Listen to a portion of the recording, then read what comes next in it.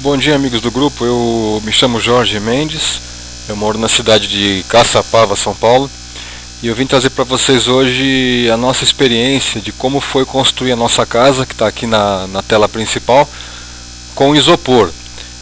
Vocês podem ver como a casa está hoje, em maio de 2020, o dia aqui está um pouquinho chuvoso, então a foto não ficou tão bonita. E eu vou mostrar para vocês como é que nós conseguimos economizar muito dinheiro. O custo da construção da casa ficou aproximadamente metade do custo de uma construção convencional. A parede ela fica com 1/3 do peso da parede convencional e o triplo da resistência. Eu vou contar aqui a história da nossa obra. Essa é uma das fotos da minha sala, como ela está hoje. Aqui é a nossa cozinha e área de churrasqueira, como está hoje. E aqui de dia. E aqui é como começou. Nós fizemos um muro de arrimo, porque o nosso terreno tem 2 metros de declive, então foi aterrado. Eu já tinha feito o muro de arrimo, eu e minha esposa que fizemos tudo, nós mesmos. O esgoto também estava pronto, então nós começamos a fazer o muro. A técnica é bem simples. Você pode ver que eu já deixei as colunas prontas aqui na viga do muro. Você coloca uma malha de laje comum, faz uma gaiola.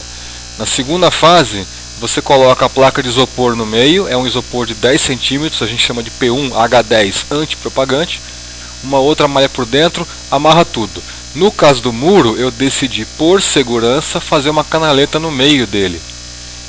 Então vocês podem ver aqui, a primeira parte do muro pronta. Essa seção aqui do muro tem 20 metros. Eu e a minha esposa armamos tudo isso aqui em 2 horas. Aqui a segunda parte do muro feita quando eu tinha acabado de concretar a viga central ali, a canaleta. Aí você pode chapiscar o muro com o bianco para ele poder grudar no isopor. E você faz no primeiro dia um reboco de 1,5 cm, pode ser com areia grossa, não precisa peneirar. E no segundo dia você passa então a camada de areia peneirada para fazer o reboco acabado. Fica muito rápido, muito prático e, como eu disse, metade do custo de uma obra convencional. Vamos falar rapidamente sobre a fundação da casa. O engenheiro calculou para mim que eu ia gastar 13 mil reais só de material com a fundação convencional, broca, baldrame, estaca, etc. Então, como eu passei a construção para EPS, para isopor, a casa tem 1/3 do peso da casa convencional, com o triplo da resistência. Então a fundação virou um radier, uma grande laje. Nessa foto, vocês estão vendo quando nós espalhamos 12 metros cúbicos de pedrinha no carrinho, eu e a Zaira, minha esposa. Eu fiz a caixa em volta, e essa camada de brita é super importante para você separar a tua casa da umidade do terreno e deixar bem plano com a brita. Essa camada aqui ela tem que ter de 3 a 5 centímetros de espessura. Uma vez colocada a brita, a gente colocou, vocês podem ver, uma lona plástica por baixo. Essa lona plástica ela tem a função de não permitir que a nata do concreto vá embora. Isso é muito importante. Aí você coloca essa malha aqui em cima, você vai amarrando as malhas. Vocês podem perceber que na área da casa as malhas são de 10 por 10, na área da garagem 15 por 15. Amarra tudo e fica um espelho, como vocês estão vendo aí. Aqui um detalhezinho do esgoto, como ele passa pelo radier. Nessa parte eu amarrei as colunas já prontas, compensa muito mandar fazer, na malha do radier. E aí, então ficou esse paliteiro das colunas na casa. No caso da casa de isopor, sim, ela tem coluna. O que mantém a tua casa em pé são as colunas e não as paredes. A mesma coisa que na casa convencional. A diferença é que eu e a minha esposa conseguimos armar a nossa casa em 4 dias. Eu vou mostrar como. Detalhe da coluna amarrada no radier, e eu tinha feito por segurança um reforço na linha de parede com treliça. Não precisa. Aqui vocês podem ver a caixa que nós fizemos para diferenciar o nível da casa do nível da garagem. Então aqui na parte de dentro nós temos 12 centímetros de espessura de concreto, e aqui na garagem vão ser 5, por isso que tem 7. Por isso que tem essa ripinha de 5 centímetros aqui em cima da parte da garagem. Aqui o pessoal enchendo para mim o radier, eles encheram tudo isso aqui em 3 horas com um caminhão de concreto. De novo, compensa muito contratar o caminhão do que fazer o concreto na obra. O meu radier tem 193 metros quadrados de área. Os caras encheram, deixaram prontinho em 3 horas, muito rápido. Assim ficou depois de concretado. No mesmo dia já dá para começar a pisar em cima, porque o concreto usinado seca muito rápido, só não esquece de molhar. Aqui foi quando eu e a minha esposa, só nós dois, começamos a montar a nossa casa. Vocês podem reparar que tem aqui as colunas. Entre cada coluna eu coloco uma malha de laje normal, 10 por 10, e amarro com araminho recosido. Aqui ao lado, vocês estão vendo essa pilha de placas de isopor. A fábrica corta para a gente até 1 metro de largura por 3 metros de altura. No nosso caso, como eu queria a laje a 2,80 metros, eu pedi as peças de isopor com 2,60 metros de altura, porque em cima vai uma canaletinha de 20. Vamos lá. Essa aqui é a nossa cozinha, quando nós começamos a montar. Então você vai montando e calçando, coloca no prumo, calça direitinho. A janela, você recorta com serrote o isopor, é muito fácil. Você corta a malha com aquele alicatão grande de cortar cadeado, recorta o isopor com o serrote. E a parte que você tirou daqui da malha, você coloca nesses cantos em 45 graus como reforço depois. Aqui é a nossa sala, mesmo processo. O que eu faria de diferente hoje, depois da experiência, era trabalhar com 4 pessoas. 2 vêm armando o cômodo, acabou de armar o cômodo, eles vão montar o próximo. Os outros 2 vêm, colocam as tábuas e já enche a coluna. Aí você não vai ter problema do isopor mexer, etc. No nosso caso, quando a gente estava aprendendo, nós montamos a casa inteira, eu e minha esposa, como eu falei, em 4 dias. Foi 2 finais de semana, a gente montou a casa toda. Com essa técnica você ganha pra caramba na mão de obra e no tempo que você demora para montar a sua casa. Vamos avançar. Aqui é a nossa sala, detalhe da madeira para encher a coluna do canto da sala. Aqui é uma foto interessante. Você pode ver que quando você amarra tudo e puxa, o isopor já fica retinho. Então a parede não fica torta. É só você calçar as colunas no prumo. Enche e acabou. Quando a gente acabou de amarrar, nesse canto aqui onde está o mouse, você não conseguia chacoalhar essa coluna de tanto ferro que fica tramado um em cima do outro. Fica muito, muito, muito resistente.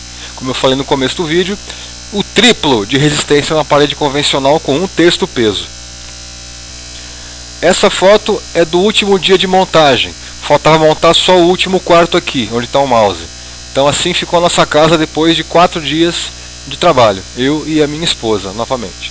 A gente não gastou R$1 com mão de obra até aqui. Foi tudo nós que fizemos. Aqui o detalhe das colunas já cheias. Uma coisa interessante é que como a casa é muito mais leve, ao invés de fazer colunas com ferro de 3/8 ou 10 milímetros, nós fizemos com ferro de 8 milímetros ou 5/16. Então nós gastamos muito menos com estrutura também. E você pode perceber que a malha fica travada dentro das colunas, então a sua parede fica muito, muito estrutural. Aqui, quando começou a chapiscar, vocês podem reparar no topo da parede a canaleta de 20 centímetros de altura, quando a gente colocou uma viguinha, uma treliça dentro com concreto para poder apoiar a laje depois. Aqui um detalhe, pessoal, do encanamento. Isso é importante falar para vocês. Eu e a minha esposa deixamos toda a tubulação elétrica e hidráulica da casa pronta em um sábado à tarde. Sério. Como é que nós fizemos? Vocês conseguem ver essa mancha preta que tem aqui?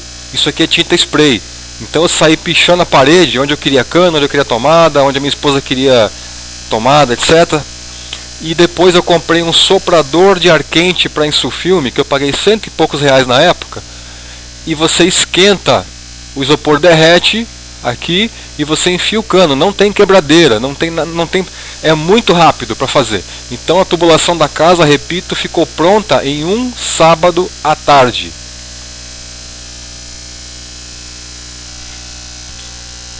Aqui um detalhe da tubulação elétrica. Enquanto eu vinha esquentando para passar os tubos, a minha esposa com a faquinha de cozinha ia cortando os quadradinhos para encaixar as caixinhas no isopor. Muito fácil. Mesma coisa aqui. Aqui já começou a fase do reboco. Vocês podem perceber que a parede rebocada, ela fica uma parede convencional. A diferença nessa técnica, isso é muito importante, por favor, anotem. o reboco tem que ter 2,5 centímetros, 1 polegada de cada lado. E a massa é cimento e areia na proporção 1 para 3,5. Não pode haver cal, porque a cal ataca a ferragem da malha, ok? Então, para cada 7 latas de areia, você usa 2 latas de cimento e só. A parede vai ficar estrutural como o bloco de concreto que a gente compra no mercado, só que com a malha de ferro dentro, então fica muito mais forte que o bloco, ok? Aqui um detalhe da minha sala. O engenheiro falou que não precisava, mas eu achei mais seguro rebocar a parede antes de apoiar a laje, porque tem as colunas, né? Aqui vocês podem perceber nesse canto, onde eu estou com o mouse aqui, o detalhe do sanduíche que fica aqui. Vocês podem ver 2,5 centímetros de massa aqui, com a malha de ferro dentro, o isopor no meio, mais 2 centímetros de massa aqui nesse outro canto. Então o final fica 15, igual à construção convencional. Importante, pessoal, que antes de pôr a janela, a gente tem que requadrar isso aqui. Então você reboca essa parte do isopor aqui também, para poder pôr a janela, ok?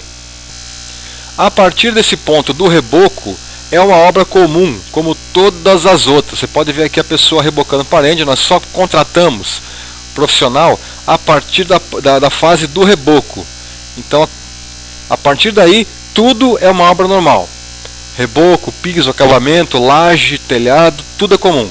Então, essa técnica você ganha pra caramba na mão de obra, no tempo, e como eu falei, economizamos muito para construir a casa. A nossa casa, nós construímos faz uns 5 ou 6 anos, e eu vou ser franco com vocês. Entre isopor e malha de aço, para o muro inteiro, são 52 metros de muro. Para o radier inteiro, são quase 200 metros quadrados de radier. E para a casa inteira, nós gastamos R$10.000. O resto é igual a uma obra comum. E como eu falei, armamos a casa em 4 dias. Então vocês veem a economia que você tem, a facilidade que você tem. O que eu economizei na obra, eu consegui gastar em acabamento, como vocês viram nas primeiras fotos. Aqui é quando nós começamos a colocar a laje na casa. Uma laje normal, escorada normalmente, é uma laje comum. Não tem diferença da construção convencional aqui. Ok? Passar as fotos rapidinho da montagem da laje. Não tem diferença. Concretagem também com concreto usinado. Eu evito usar o batido porque o usinado é muito mais, tem uma qualidade muito maior. Então no final o custo-benefício vale a pena usar o usinado. É muito rápido. Aqui a laje pronta. E aqui quando nós começamos a construir o telhado. Então nós resolvemos por economia embutir o telhado. Vocês estão vendo aqui na foto essa parte feita com tijolo. Por quê? Nessa época tinha uma equipe acabando a casa para nós. Que eu já tinha voltado a trabalhar, tinha acabado minhas férias, etc. E o cara, não, eu faço com tijolo que é mais rápido. Eu falei, tá irmão, faz como você quiser, só termina pelo amor de Deus. Mas o que é interessante é que essa parede de tijolos aqui, ela tem 1,20 m de altura.